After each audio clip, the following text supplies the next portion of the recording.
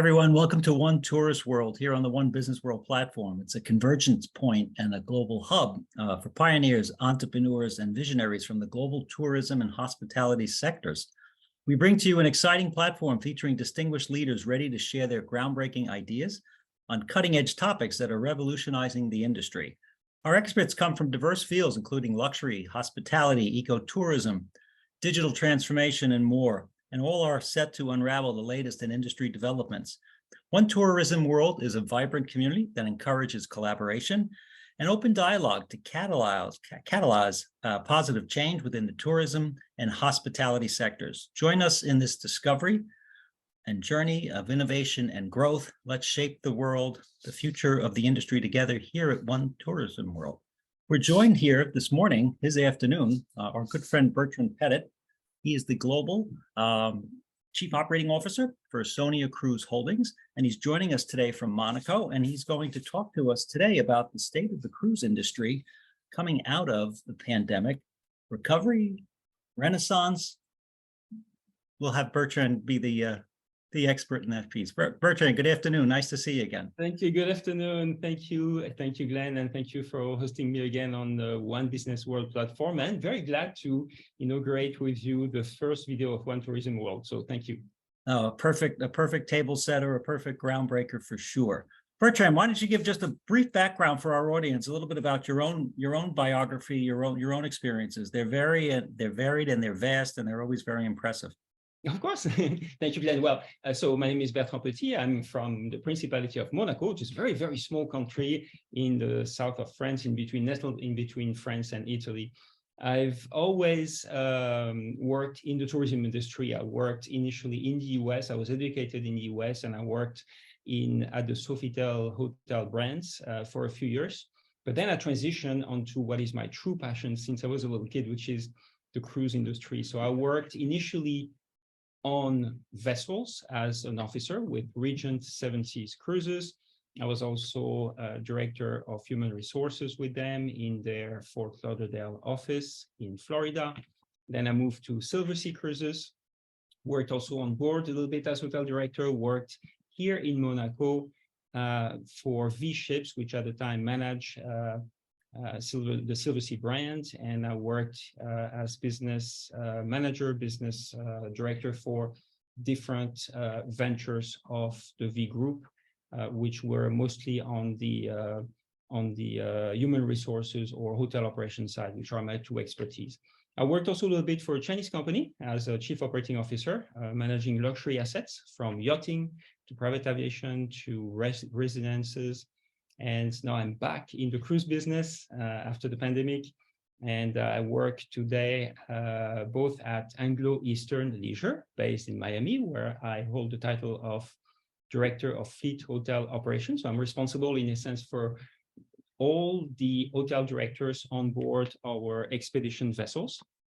And I'm also Chief Operating Officer of Ozonia Cruise Holding, which is a small venture we started creating a few years back, actually. Glenn is involved. He's one of our members, and this is a venture that we're going to work on also to develop and foster new ideas and new projects for the cruise industry.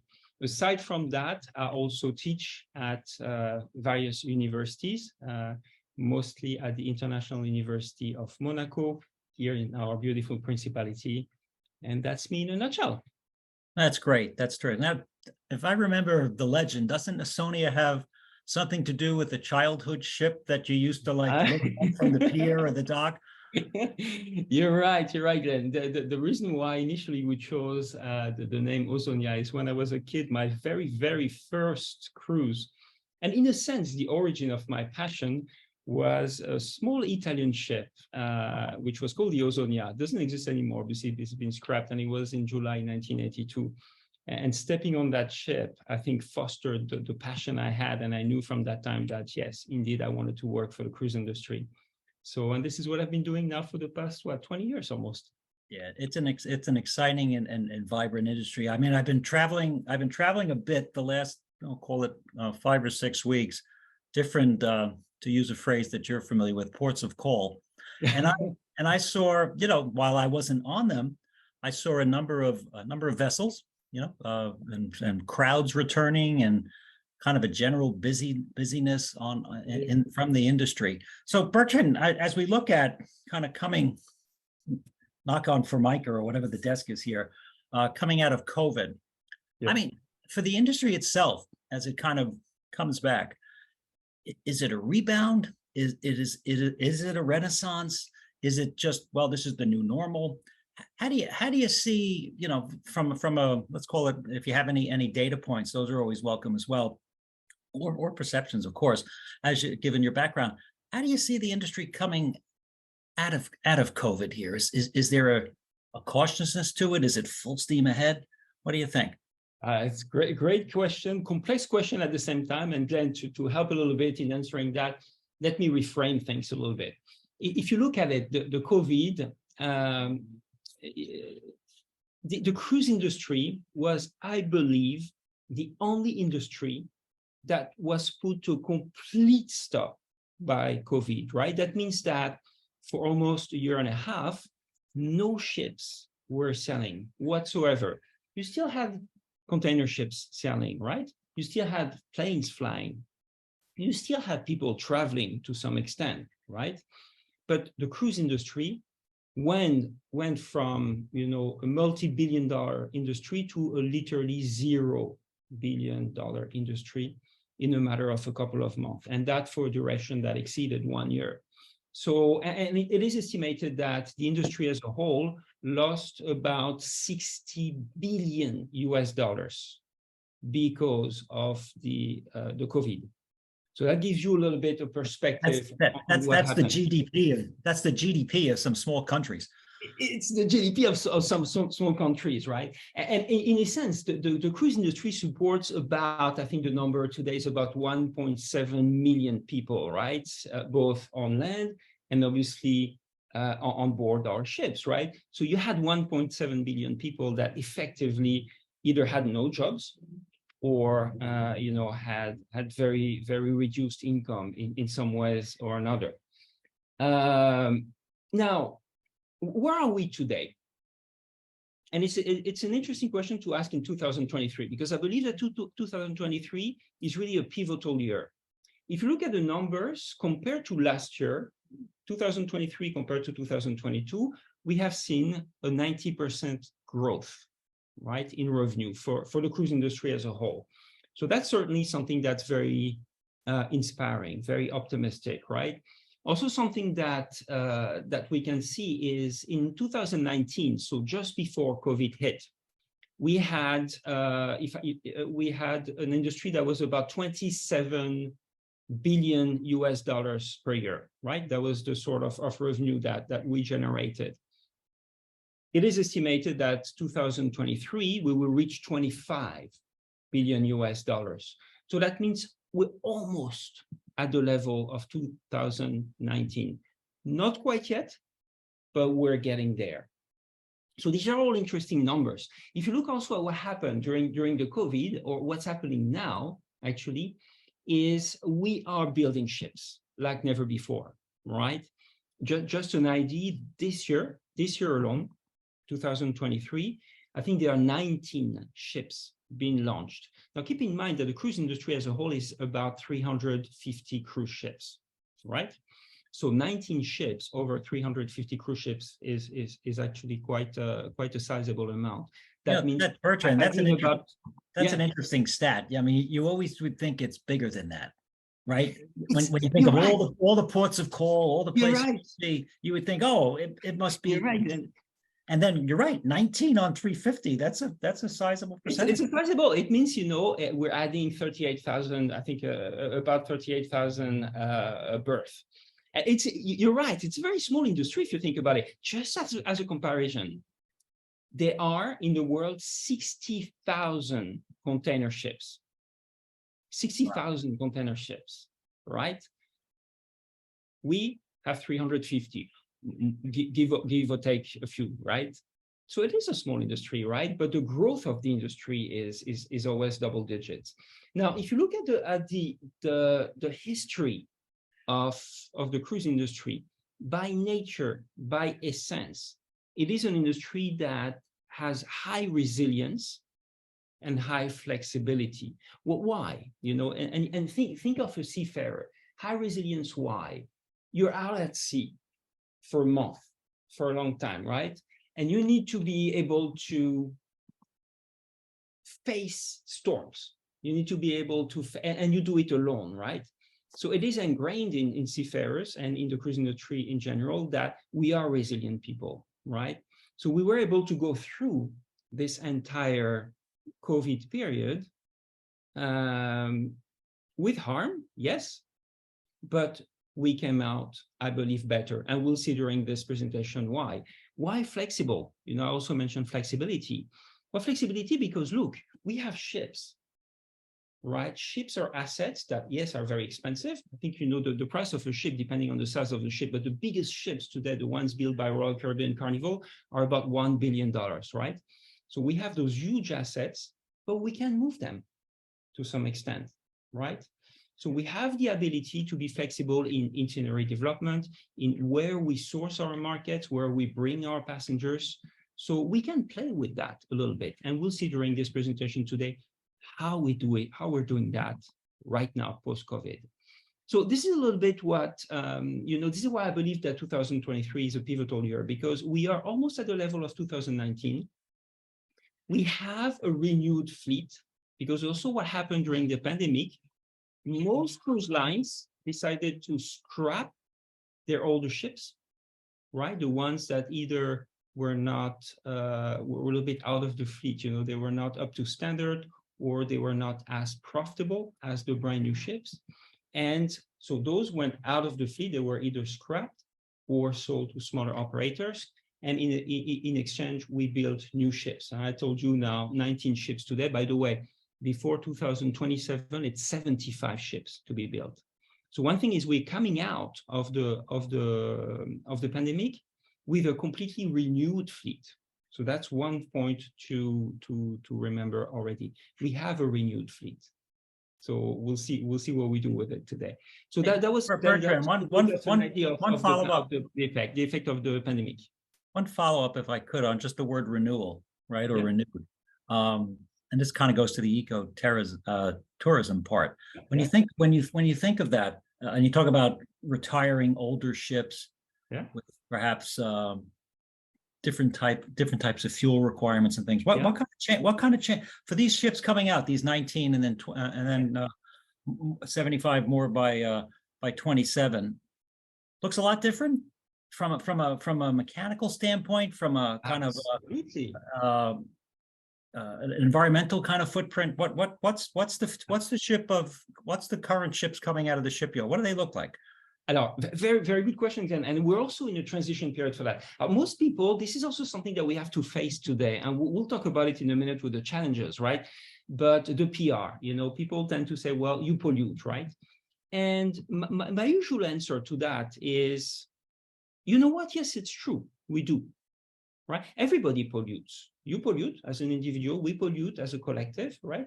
What is important is, what are you doing about it?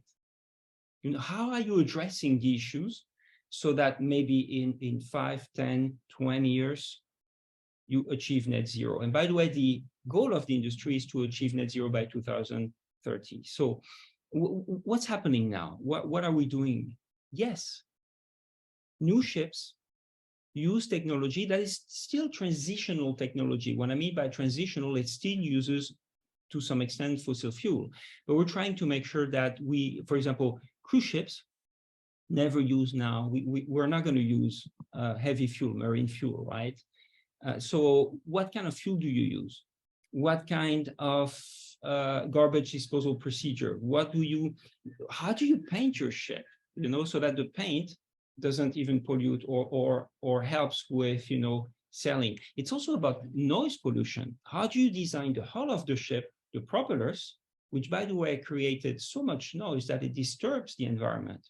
Now we're finding ways so that those propellers are much more silent. So it's not just about what's coming out of the funnel, which, by the way, now is much, much reduced. And the IMO, the International Maritime Organization, has set very, very strict rules in terms of emissions, right? And for example, I talk about our business, which is mostly in small expedition ships. where we go, you just can't pollute. So you have to change the technology of the ships because of those regulations. So true, there's still work to do, always, but I'm very, very confident that we are in a good way to achieve that net zero, and that today cruise ships are much less polluting than they used to be. And I must add also, the cruise industry, if you look at the marine industry as a whole, the cruise industry is also at the forefront of innovation. Why? Because they have to, because they're more visible, because they go to more sensitive places. So we have to be more innovative. And it's true that 90% of the innovations in terms of sustainability come from the cruise industry. So it's very encouraging. There's work to do, you know, let's not ignore it, but we're doing this work. I never would have thought of, although it's probably to me personally one of the most frightening parts of the ship, but I never would have thought of the propeller as being, you know, from a sound standpoint or anything like that. That it's upsetting, like the ecosystem. That's it does. I was on one of our ships last summer, actually, and we had a presentation from a university scientist, and it was enlightening. He was saying, well, what they observed in Alaska, they did a study in Alaska, and during the pandemic, they looked at all the marine mammals, right? The way they behave, they sort of measure their stress level. And they're doing that continuously, right? And they found that during the pandemic, their stress level went way, way down. And one of the reasons, not the only reason, but one of the reasons was the reduction of noise coming from us. You know, not only from cruise ships. Now, we're not talking about cruise ships. We're also talking about the noise coming from land, coming from air, coming from, you know, all the reduction of noise from human activity, which happened greatly during the pandemic, had a very, very positive impact on the wildlife. And that prompted people to think, wait, it's not just about emissions. It is also about the noise. We ignore that, right? It's also about what do you reject? How do you use your environment? For example, if you go on a port, you know, do you take water? You know, water today is priceless, right? We know that. We're in the middle of a wave heat, at least here in Europe. Water is priceless. So how do you, if you have a huge cruise ship coming in a port and starting to bunker water from shore, well, that's depleting water from the local communities. Now ships are autonomous. They produce entirely their water from the sea. Wow. Right? So we're also trying to, and another pollution, in a sense, is mass tourism. When you come, we have smaller ships, so we're not too concerned about that. But if you have the bigger ships that come into a port, you know, they prompt, you know, sometimes smaller ports. Like let's take Dubrovnik. You know, Dubrovnik, a few thousand inhabitants, right? On one day, you can have 4 or 5 cruise ships coming. That is 10 times the number of inhabitants in Dubrovnik. It's not sustainable, right? So they are addressing that, you know, by first, well, Dubrovnik, for example, decided we're going to limit the number of ships to 2 per day. They're also going to the ships, the cruise lines by themselves decided that now we're going to dispatch people differently. It's also the way you dispatch people. There are solutions, you know. We're not going to all bring people to the same place at the same time, right? So there are solutions, and it's about, that's why, you know, I love this industry, because it is so innovative in facing the challenges, which are real, which exist, and coming up with innovative solutions that are sometimes so simple, right? You know, the port issue, there was a report either yesterday or Monday on this exact news report on this exact issue, that in certain parts of the world, having the ship show up and 1,400 people get off, it stretches the local infrastructure too much. So they were talking about having some of the larger ships, even though the port is deep enough, not to come in. Yeah, exactly. And what is it? What's the phrase when you kind of, you know, you dock, or, you know, you anchor out and then you bring people in? I forget what tendering. Yeah, you anchor out. That's it. Yeah, the tendering. And then bringing people in a more controlled manner. as opposed to just, because you always think of like the Bahamas and 2,000 people jumping off and running to the straw market, right? I mean, it puts too much stressor then on the individual city, which probably welcomes the tourists, but nonetheless, it's like, I'm sure when the ship finally leaves, they're like, oh, thank goodness, I get the night off.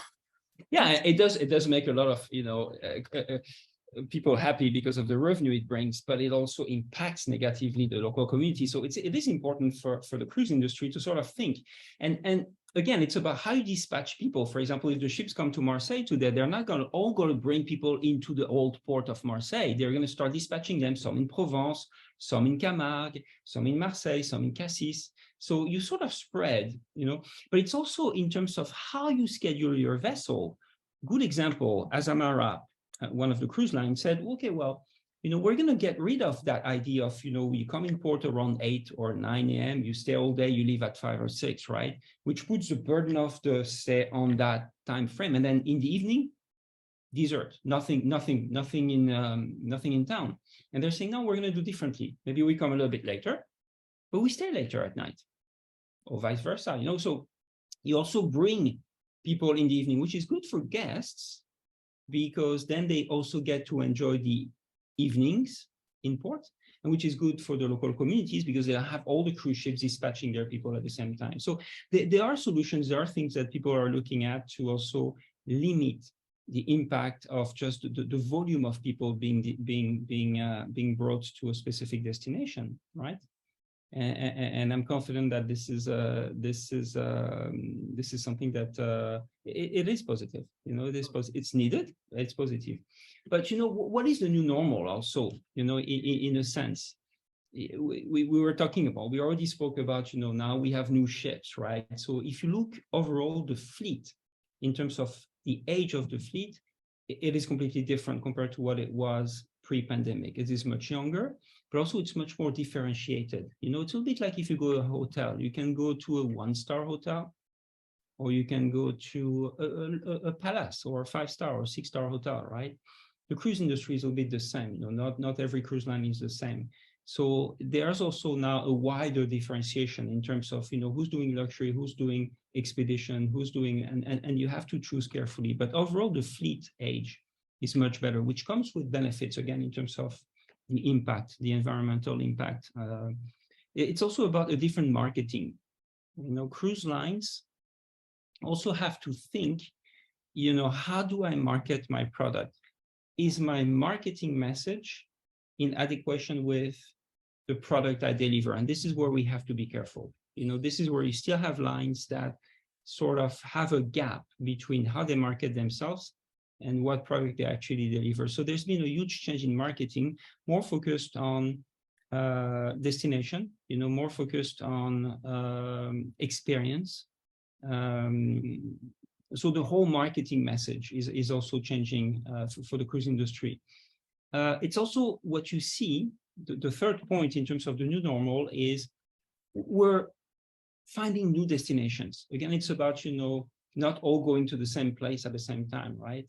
And if you look at itinerary, you just take a cruise brochure today, the variety of itineraries is much wider to what it was before. Before, you all had the same ship sort of doing the same thing, right? Today, we're trying to find new ports. And even when I flip through cruise brochures, sometimes I see, I've been at sea for 12 years, right? So you would think I know all the ports, right?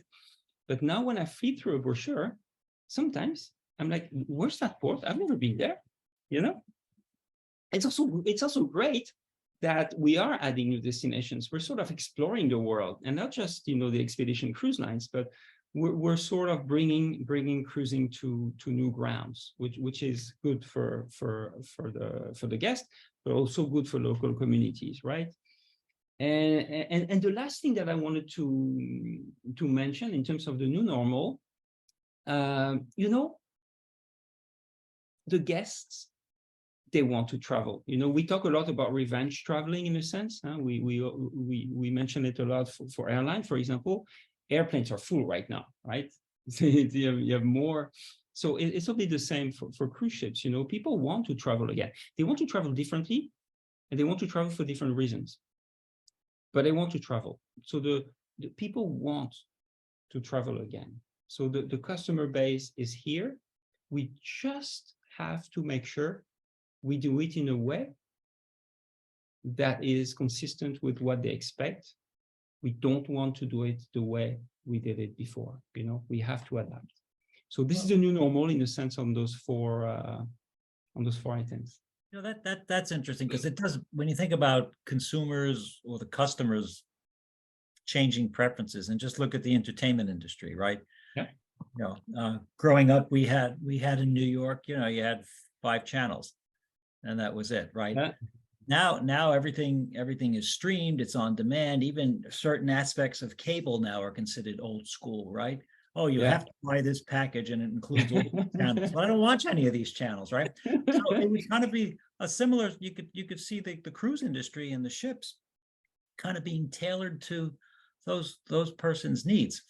Interesting what you said too about the destinations. I was flying back from Memphis on Sunday, and I was sitting next to an environmental engineer who's traveled the world, Papua New Guinea, all sorts of interesting places. And he was flying to New York, and then they were going to London, and then going to Copenhagen, and they were cruising then from Copenhagen, going up and into Sweden and Norway. And he was showing me the map, and it's like, it's what you said. It's like, I've never even heard of these cities, and these are now ports of call on that particular vessel that he was taking.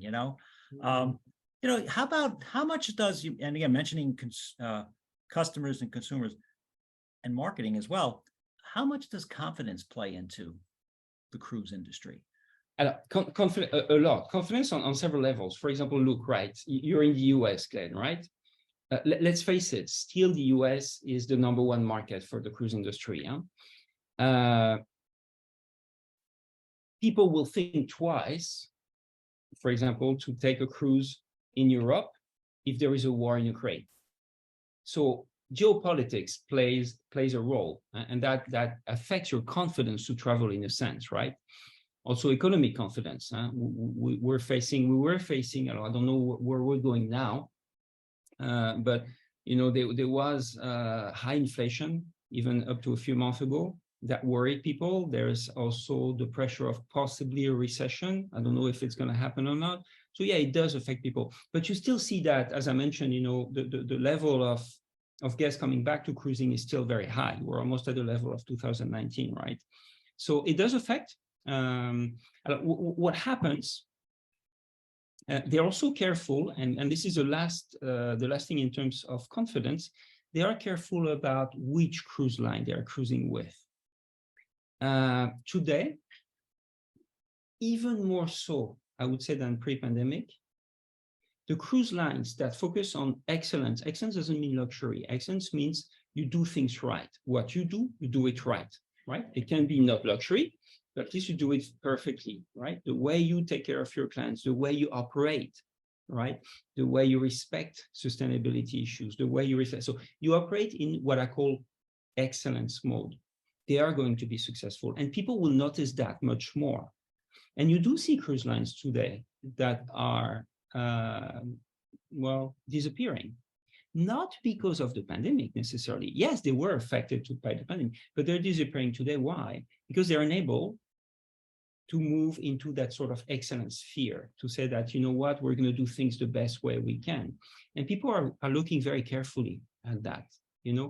If I'm going to put a certain amount of money, because let's face it, a cruise can be sort of expensive, in that company, am I confident that that company is run well, and that I will actually experience what that marketing tells me I will? So that's the last thing. And people are much more careful about that. And that's the branding. That's the branding of the cruise line. That's where we have to be careful. And those cruise lines that say, we have to cut, because we have to save costs, no, customer will notice. I'm not saying you should not necessarily do that. I'm not going to make any strategic decision for cruise lines, but customer at some point will notice, and their confidence in your product, in your brand, will be affected. So very good question. Bertrand, given your background and kind of what you just said, from an organizational standpoint, confidence-wise, pursuit of excellence, Mhm. Makes perfect sense. How about from a staffing standpoint? Any Yeah. challenges in the staffing world? Are you hiring? Are you crewing the ships differently now? Are you looking for a different type of crew member? How has that been Abs- unfolding? Absolutely. Great question, Glenn, because yes, indeed, this has also changed greatly. And we're going to approach now a little bit the challenges, right, of the industry today. And this is one of them, it's crewing. People today, they also realize for a year and a half, those crew members were left home, with either limited revenue or in some cases, no revenue, right? So first and foremost, we lost a lot of those crew members, right? They went to other endeavors. They moved on to something different, right? They said, well, that's a little bit traumatic because it was traumatic, So for crew members that were on ships, they usually had to stay on ships a longer period and being away from their family.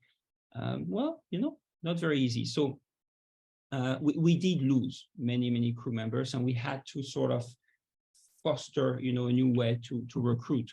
But people now don't go at sea. Going at sea is tough. Going at sea is tough. Yes, you can make good money. I'm not denying that.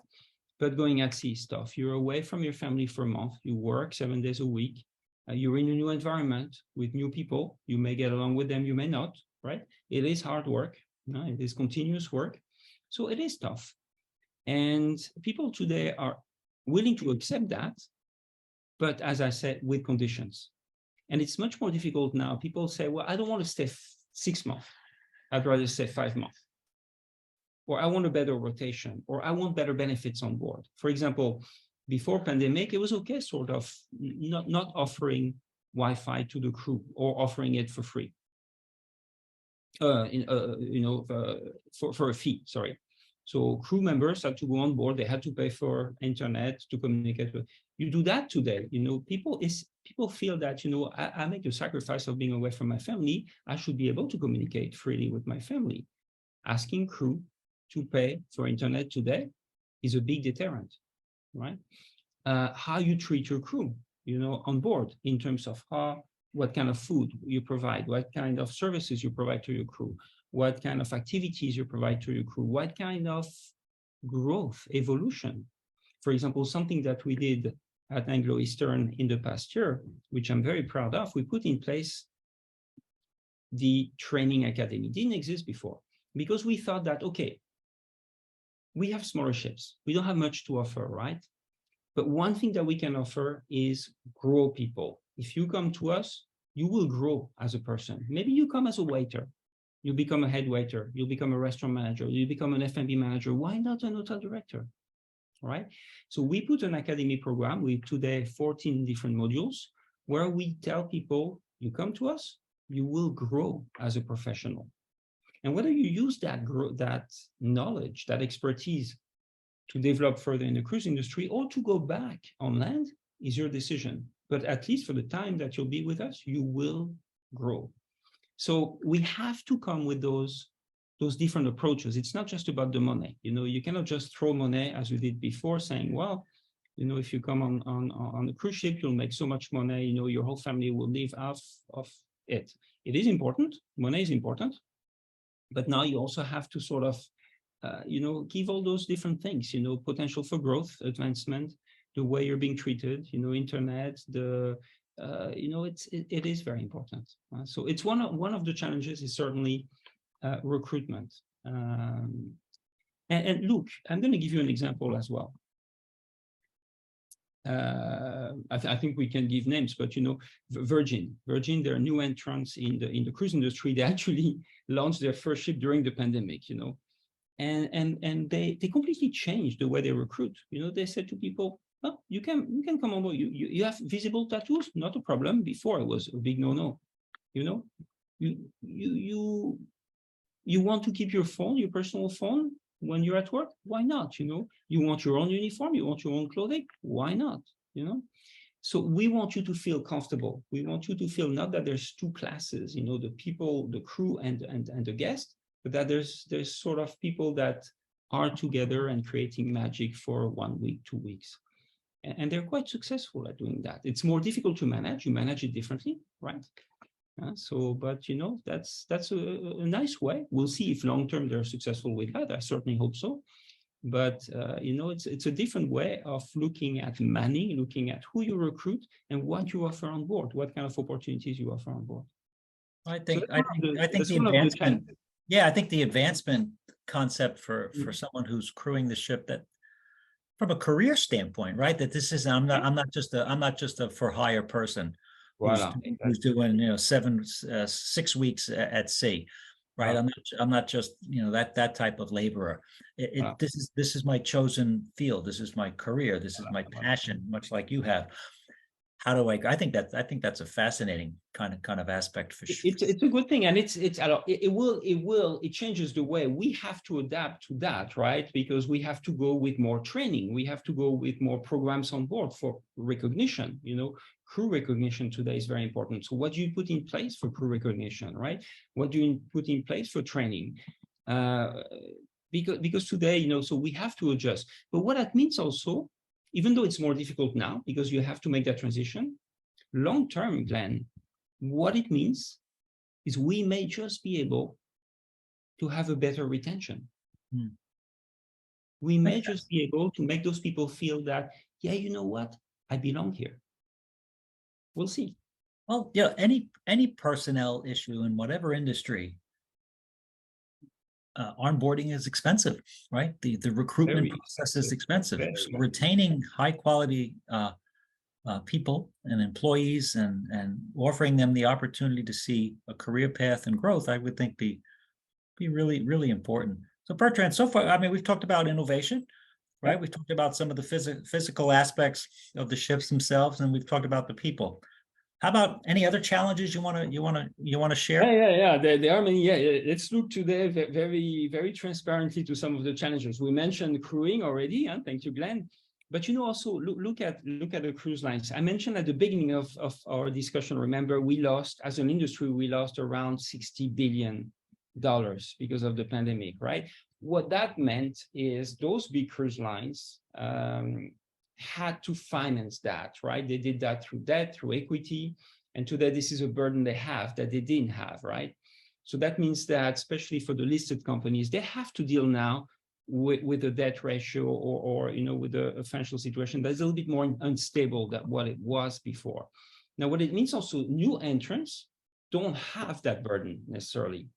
That's why you have many new entrants coming into the business today. First, because it's coming back up, but also because they come with, in a sense, a clean sheet, right, from a financial standpoint. So this is a difficulty, is also managing equity, managing debt. Also, we talked about inflation and recession, right? So geopolitics, is also something that always has affected the cruise industry. There is a war somewhere.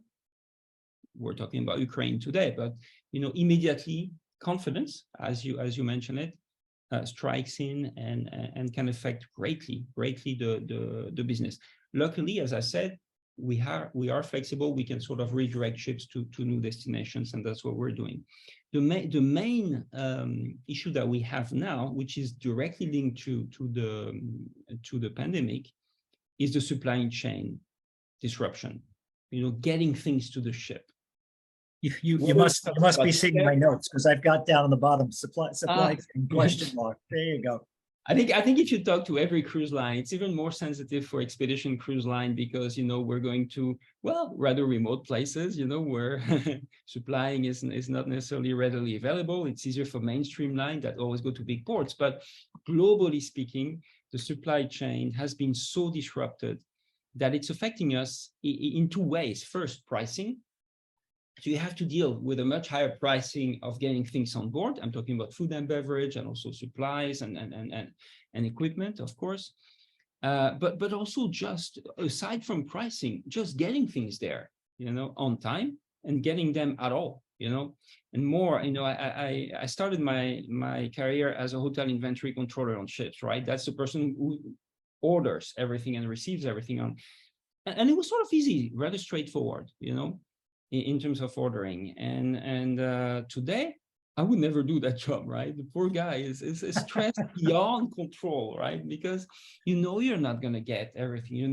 Maybe the what do you mean you're out of bananas, right? I mean, Yeah, well, and so you're not going to get everything you want, you're not, it's okay if you don't get strawberries, but if you don't get things that are a bit more sensitive to and if you sell for 12 days or 15 days in Antarctica, you're not going to get anything in Antarctica. So the supply chain today, in terms of cost, in terms of availability, in terms of logistics, is a huge headache. It will get better. It's anticipated that it will get better, but in the meantime, I think last year was astronomically difficult, and I estimate that this year is also going to present some challenges. We also talk about another challenge.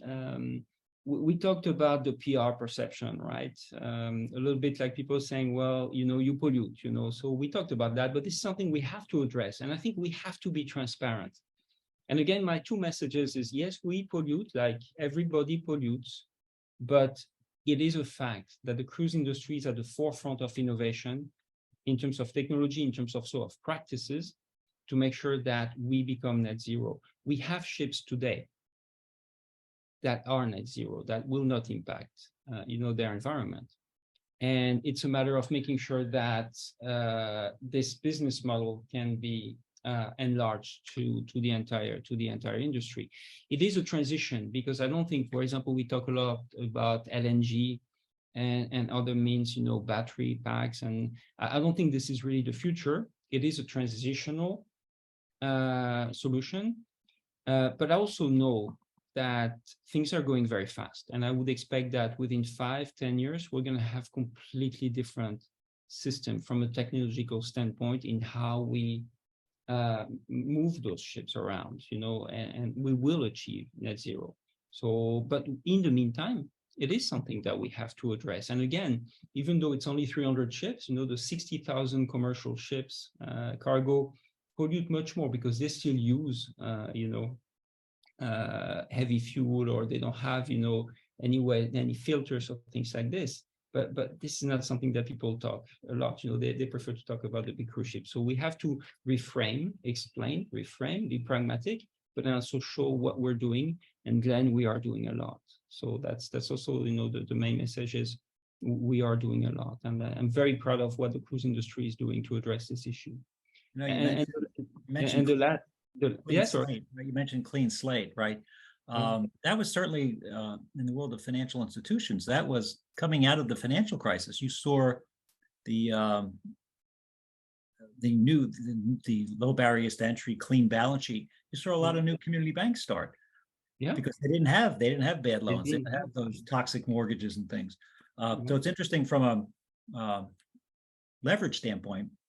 Again, some of what the larger players had to do to remain listed and continue to be viable, even when the industry was shut down.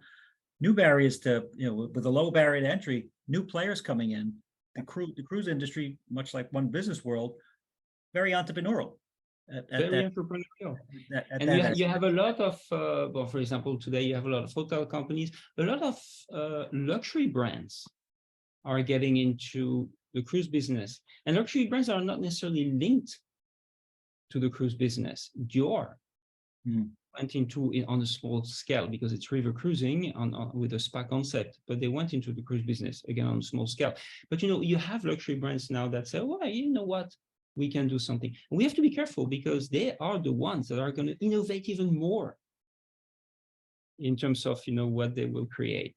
But that's exciting, Yeah, absolutely. Well, Bertrand, any last messages for our audience today? You've covered so many tremendous topics already, and you're so creative, and I just love you. You're the consummate storyteller. You always have been, and your experiences are wonderful. On a personal note, I'm all about the journey, right? I always, that's why, even though I've never been on, coming out of New York, you always see the Queen Elizabeth, the Queen Mary, and all about the crossing, right?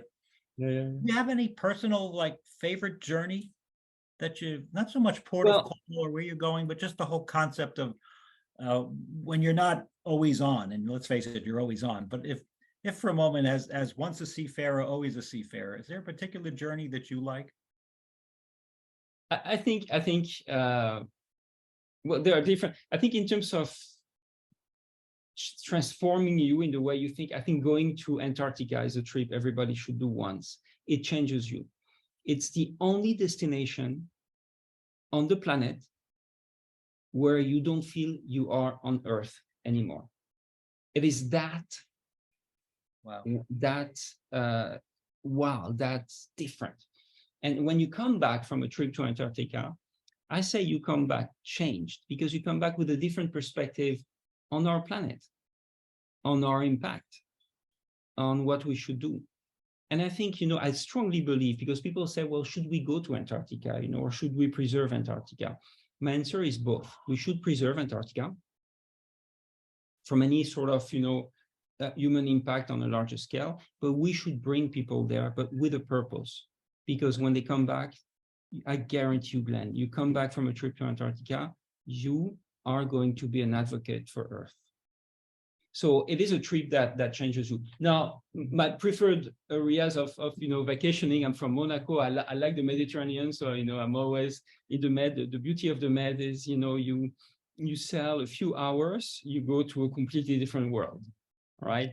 And you can go from Spain, France, North Africa, Italy, Greece. You go in the Adriatic Sea. Within a week, you've seen some just amazing sites, both historical and also from a cultural perspective. So Med is more for enjoyment. Med is Mediterranean Sea is always something that I absolutely love. But the polar regions, I will go now at the end of August on a 1-week cruise on Svalbard in the north, near the North Pole. On a smaller yacht, on one of the smaller vessels, and just stunning, just a stunning voyage where you're faced with nature at its most striking beauty, and it's something you just stand there and you don't talk, you just get this beauty in front of your eyes, and it changes you. It changes you. Travel changes you.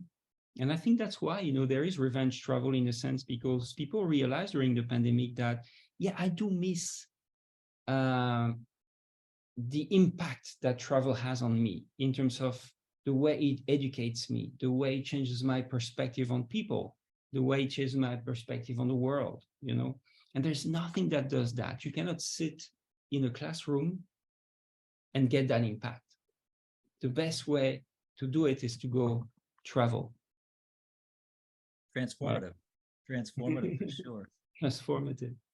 Laboratory-like, but a sort of a sense of discovery, which makes everything you pursue worthwhile, right?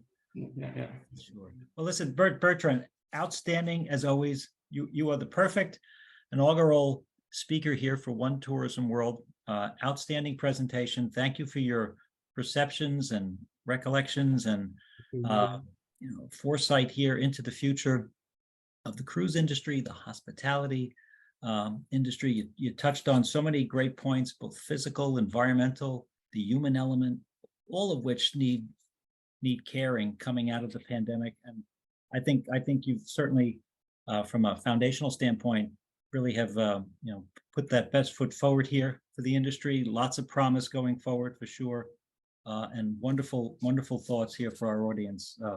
Thank you very much, Glenn. And yes, One Business World, I absolutely admire what Stelios and you are doing there. I think you're creating something very entrepreneurial and very, very exciting. I'm very, very honored to be part of it and very honored to launch with you this One Tourism World session. So, and this is, I think, our 4th webinar together. It's always a pleasure. It's always fun, right? Yeah, funny you say launch. I should have came with a bottle of champagne. I could have knocked it on the side of the laptop here. Of course, that'll destroy the inside of it, but at least it would have been from an image standpoint, would have been perfect. Stelios wouldn't be happy. No, that's true. That's true. Listen, Bertrand, outstanding Chief Operating Officer of Sonia Cruise Holdings, wonderful guy, great storyteller, tremendous advocate for the industry, and once a seafarer, always a seafarer, right? Absolutely, Glenn. All right. Until next time. Thank you, Bertrand. Thank you. Thank you. Bye-bye. Take care. Bye.